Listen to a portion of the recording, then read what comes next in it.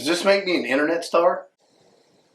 It could. Do you think that videos about taxes will go viral? No. Yeah, I don't think so either.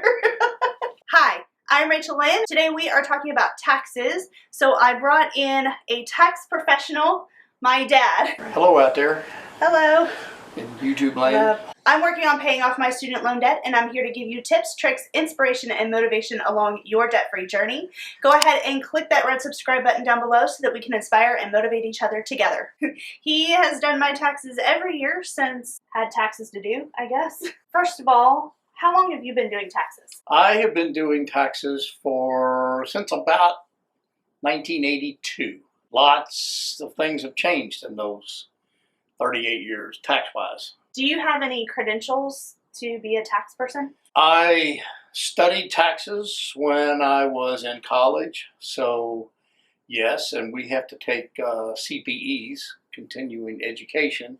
Obviously, if you live outside of the United States, taxes are going to be a whole different thing, and I'm sure that you're not qualified to talk about that. I am not. It's also different if, say, you work outside of the United States, you live here, but you get a job outside of the United States and then you come back home.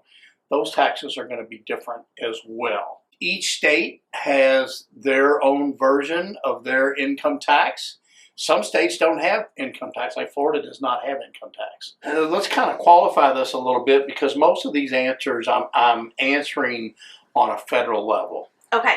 If you have any questions, just make sure you follow up with somebody and just double check any information just in case. We don't want to get anybody in trouble with the IRS, especially not with the IRS. No. Can I make a comment on that? The IRS are people just like you and me. They just happen to work for the IRS, but people are scared to death of them, and they don't need to be. They're just people doing a job. This is extremely basic.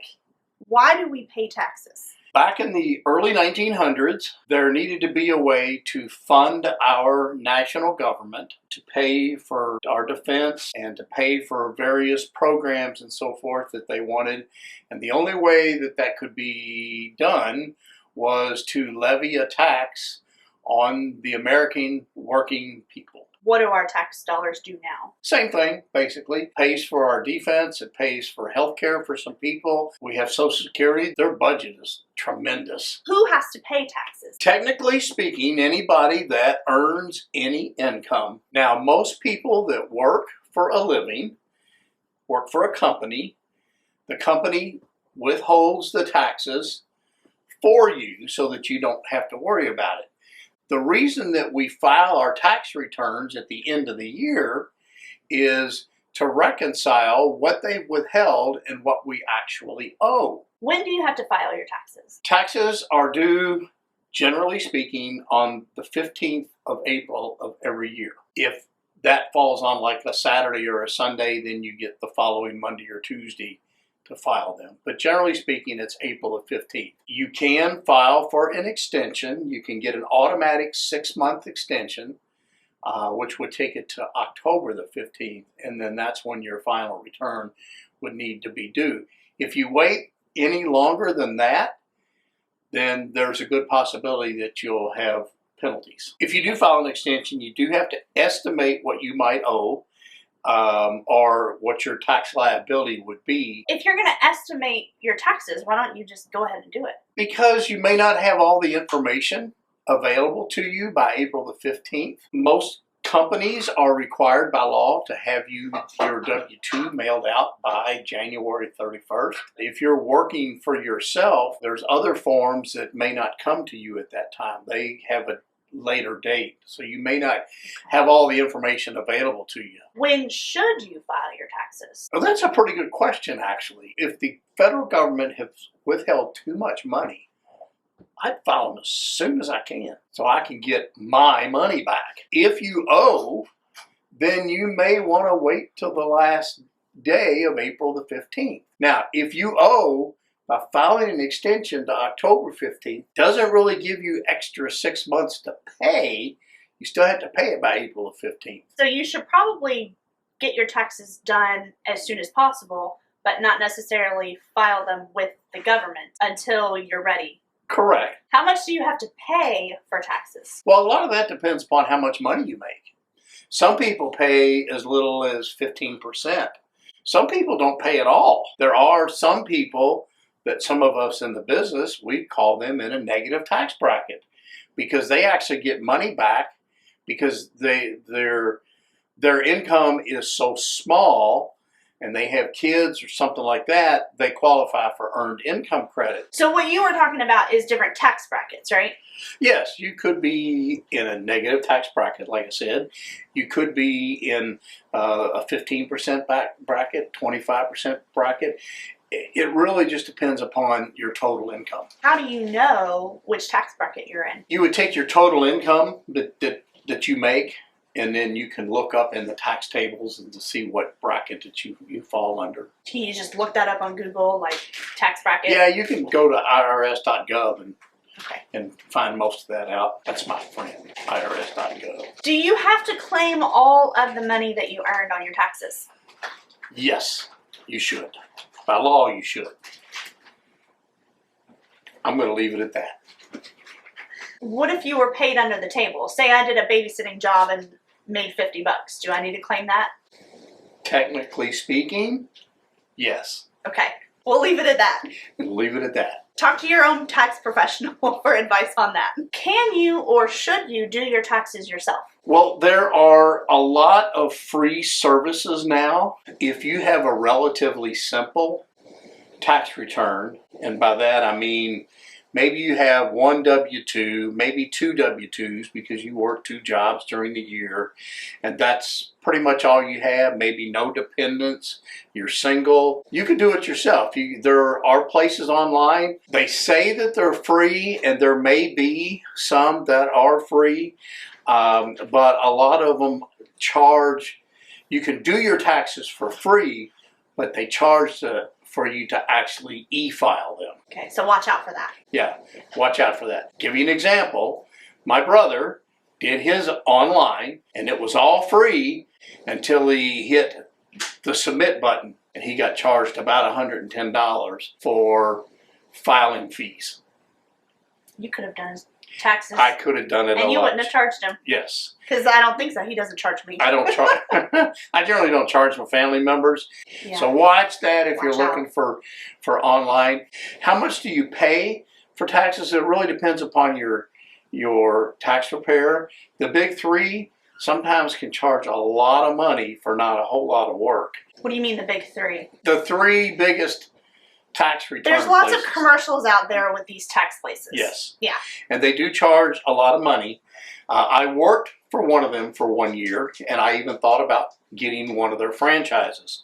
I didn't because I saw what was really going on. A return that would take someone 20 to 30 minutes to complete, they would charge as much as $300, $400, $500 to do. I just felt like that was ripping people off. I mean, there was no call for that. I understand they have offices to pay for, advertising and all that, but still. You can do 3 tax returns in an hour, and you're going to make basically almost $1,000 in an hour. Kind of makes me want to be a tax preparer. Should you hire a tax person? Most tax people, like myself and the big 3, and most professional people, if they do your taxes, they will stand behind what they do, which means if they made an error, they will stand behind that error and get it fixed for you, generally at no charge, provided you have given them all the correct information. I've had people try to withhold information on me, and then when the IRS finds out about it and sends them an audit letter, they want to blame me, but hey, you didn't tell me about that. The IRS knows.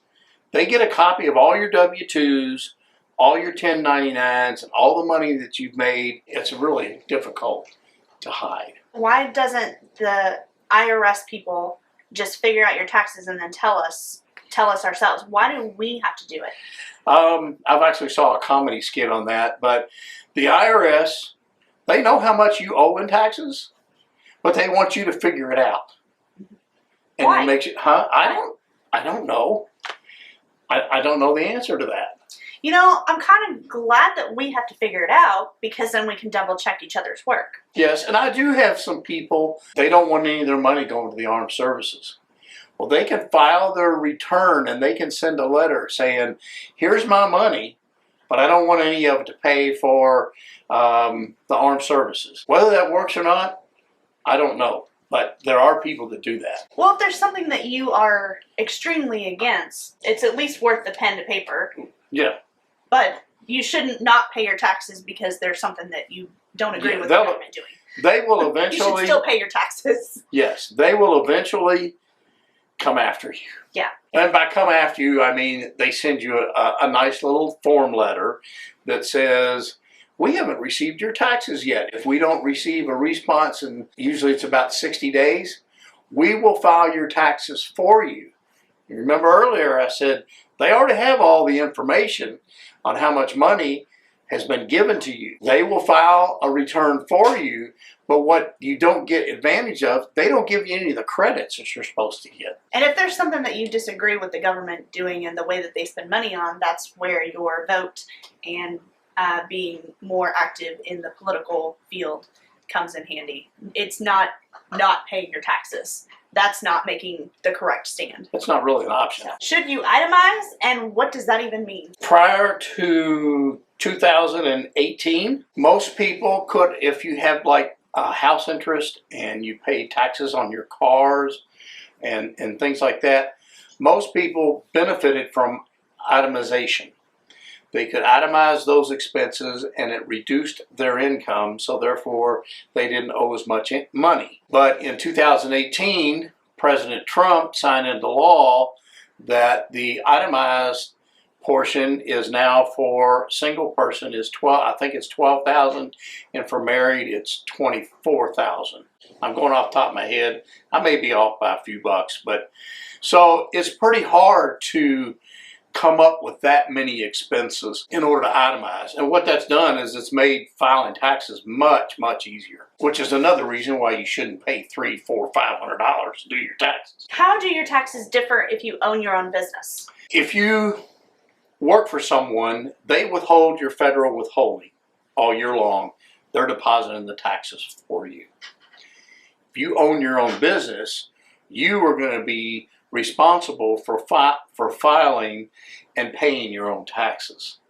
So in that case, you probably want to get a tax professional to do your taxes for you, because you have your income that you made, and let's just say we're going to use easy numbers. Let's just say you made $25,000 in your business.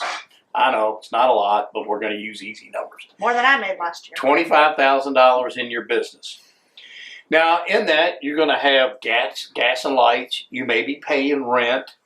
You got to pay for garbage. You got all these expenses. You got to pay for pens and paper. Maybe you have to pay for software. You have all these expenses that you can reduce that $25,000 by. So let's just say you have $12,000 worth of expenses. So now your taxable income becomes $13,000. And that's what you would pay income tax on. But you also would pay what's called self-employment tax. If you work for someone, they withhold a percentage for Social Security and Medicare. They then match that, and that goes into the federal government. If you're working for yourself, that doesn't happen. So you're going to end up paying about 16% out of that $13,000 that you made as self-employment tax, plus you're going to pay income tax on the $13,000. That sounds confusing to me. It is confusing. That's why I recommend that you get someone to do it for If you. you have your own business. Yeah. How do dependents change your taxes? You get child tax credits for your dependents. There are columns in the tax table which depend upon how many dependents you have as to where you move over to. And dependents can be anything from your children. Maybe you're taking care of your parents. They could be your dependents. So who's taking care of who in this household? I take care of myself. And you take care of yourself. If you don't know, I live at home with my parents. If you are paying for someone's well-being, they can be classified as your dependent. Even though they may be 30 or 40 years old, if they are disabled and they can't work, something like that, then you can claim, if you are providing a home for them and their food and all that good stuff, then you can claim them as a dependent. They don't have to be children. What about pets? No. Flat out, no. Not even cute little Lucy? Not even cute little Lucy. That cute little thing doesn't get a tax deduction? Nope. What's the difference between a tax credit and a tax deduction? A tax deduction is something that reduces your income, therefore it could reduce the amount of taxes that you pay. A tax credit is, and there's two types of tax credits. Okay, a tax credit actually reduces the amount of taxes you have to pay. That has nothing to do with your income. Okay. It reduces the amount of taxes you have to pay. Some credits are refundable, some aren't. What are some deductions and credits that you can claim? Could be education expenses, and that's because you went to school or you're going to school. It could be child tax credits, interest on your mortgage, personal property taxes on your car, on your house. You make donations to charity. As long as they're a qualified charity, you get tax credits for your kids. There's what we call an earned income credit. If your income is low enough, then that's another one that is a refundable tax credit. There are some what they call energy credits that might be available, and there were, I don't know if they've expired yet, I'd have to go back and check the law.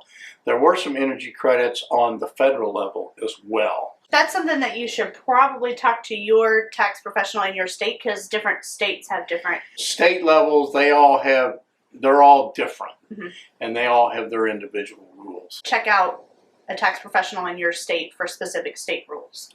Correct. How long does it take to get your refund? If you have a refund coming, how long does that take? Federally, they generally say if there's no issues or no problems, can get it back out to you within about 21 days. There's even a place that you can go after you filed your taxes. If you go to irs.gov, and there's a box on there that you can check, where's my refund? Depending upon your state, I don't know. In Kentucky, the refund is generally quicker than the federals. It usually beats it by about, I don't know, maybe a week or so. States are all different. If you do have a refund coming, provided you don't owe the federal government anything, if you have back taxes or back child support, they may snag it from you. Or if you didn't pay your student loans and your student loans are in default, like that happened to me, they'll take your taxes. They took my taxes. I forgot about that. Yeah. I think it was like $2,000 or something that they took. So yeah. They took it all. I will leave a link down in the description to my student loan default story. You can hear all about that and how that worked and what happened and how I got through default. If you owe money when you pay your taxes, do you have to pay right away?